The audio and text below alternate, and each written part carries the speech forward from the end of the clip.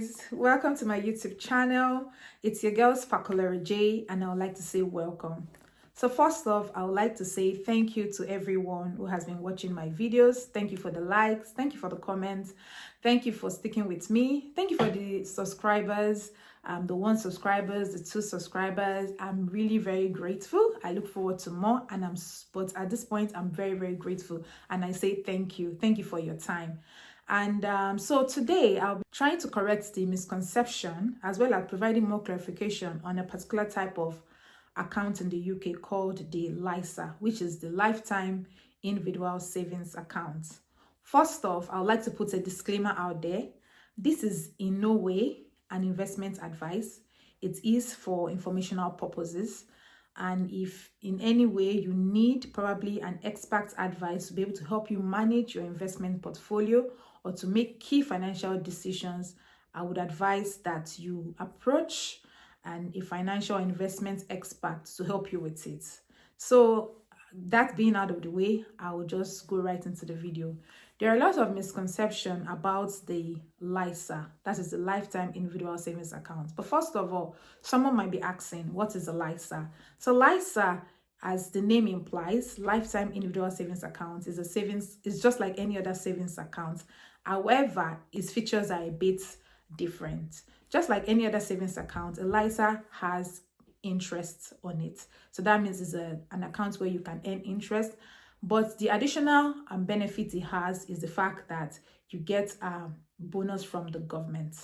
So a lot of questions. People are like, who can open this account? Anyone based in the UK residents can open this account, but there is an age restriction if you are between the ages 18 to 39. So when you clock 40, you cannot open this account. So what can you use the money in the Lifetime ISA for? First is you can use the money towards the purchase of your first home. So it's more like an account where the government encourages first-time home buyers or encourages people to get into the property ladder. Then secondly, you can use the account towards saving for your retirement. And thirdly, which no one prays for, if one is terminally ill, that is when you can withdraw the amount. But if you're going to use the money in the account for any other purposes, it will attract a penalty charge.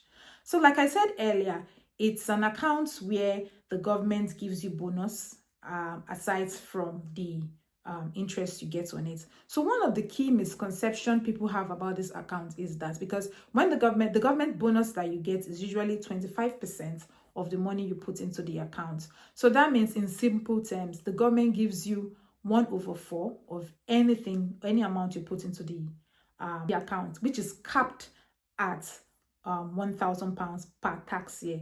A tax year runs from the 6th of April this present year to 5th of April the following year. So for every tax year, the maximum amount that you can put in that account is actually £4,000. But I get this misconception from people. People are like, okay, if for example, if you put in for example, you put £2,000, the government will give you the 1/4 of that £2,000 aside the interest as bonus. So 2,000 divided by 4, you will get like £500 extra. So making your total fund amount to be 2,500. So I think one of the key misconceptions that people always have is that, oh, for me to start this account, that means I need to put in £4,000. No, you do not need to put in £4,000. The interesting thing is that you can open this account even with as low as £100. So if you put in £100, the government will give you 25%. That means 1/4 of 100, and that will be £25. That means you will get £125. And you might be thinking that, oh, another misconception people have is that, oh, I get this £25 at the end of the full year. No, you do not get the £25 or the 25% at the end of the full year. If, for example, you start or you open the account this month, you get the £100, you put in the £100, you get the £25 this same time the following month. So you get your account credited with the 25% almost like 30 days after, whichever the case may be, but at least the latest you get it the following month. So the misconception of that, oh, I must have £4,000 does not that until I can open the account. No, that's a major misconception. Whatever amount you have, minimum of £100. So it's an account where you can save. If, for example, you start with £100, next month you have £50, you can put it in. Another misconception is people feel like, oh, this account I bought my first home, so there's no point me opening a lifetime ISA since I've already opened my first home. You can also open this account as a complement to your pension fund. I know a lot of people that work have like pension funds and they have pension contributions from themselves as well as their employers. However, with the lifetime ISA, you can use it not replacing, not getting me wrong. I'm not saying it's an account where you replace your pension contribution, but rather you can use it as an extra source of savings for your retirement. A lot of us have like a lot of investment. So I say LISA, from my own opinion, LISA is like an alternative source of investment where is where you can also save for your future, save for your retirement, and have more funds build up when you retire. Another misconception people have is that why open a LISA account? It's not like I'm ready to build to buy a house now. I'm not even thinking about getting into property ladder anytime soon. Maybe in 2 years I'm not even ready, or I'll be ready maybe in 3 years time.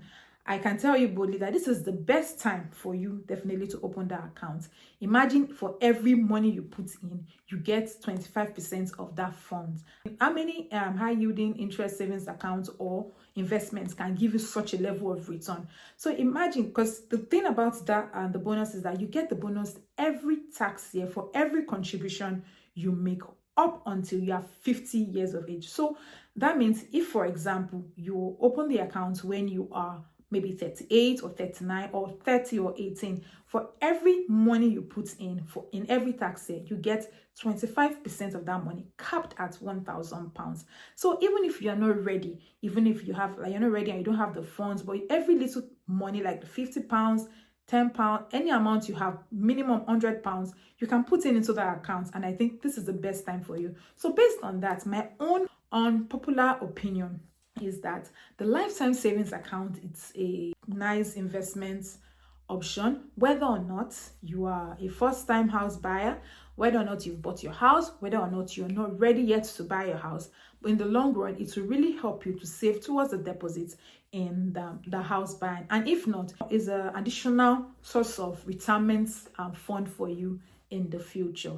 And there are also a lot of frequently asked questions as regards some of the features of the account. So like I said earlier, if you withdraw the money, aside from those 3 major reasons, that is buying your first home, retirement, or in a case where someone is terminally ill, then the government would charge you a 25% charge. I know what you're thinking, a whole 25%, but hold on that. What I mean 25%, for example, if you invest like £800 and government gives you 25% bonus, so that's like £200. So your total fund amount aside from interest is about £1,000. So if you decide to withdraw the amount for reasons other than the earlier stated 3 reasons, you would have to, that would be 25% charge on that 1,000. That is £250. So 1,000 minus 250 will be 750. Remember, you had put in £800. So definitely it's not like you are going to lose like 25% of that 800. You are practically going to be able to withdraw only 750 rather than the 800 you are putting. So effectively, the effective charge you get is actually 6.25% and not the 25%. I know 6.25 is money, still considerable, comparing it to a situation where you get to lose much more than that. So effectively, the charge you actually get is the 6.25% charge.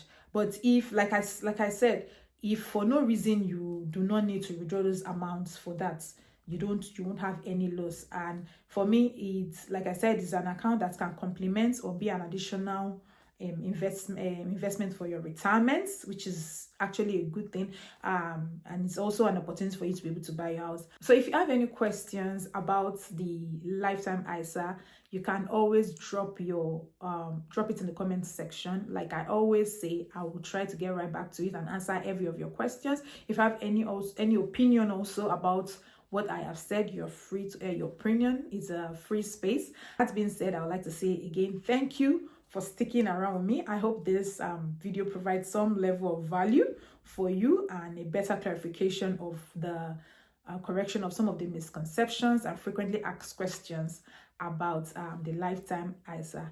So thank you guys. Please, if you find value in this, do not forget to subscribe.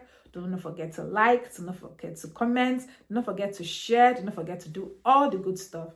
And I'll see you in my next one. I'd like to say bye-bye. I wish you the best of God in everything that you do. Bye-bye.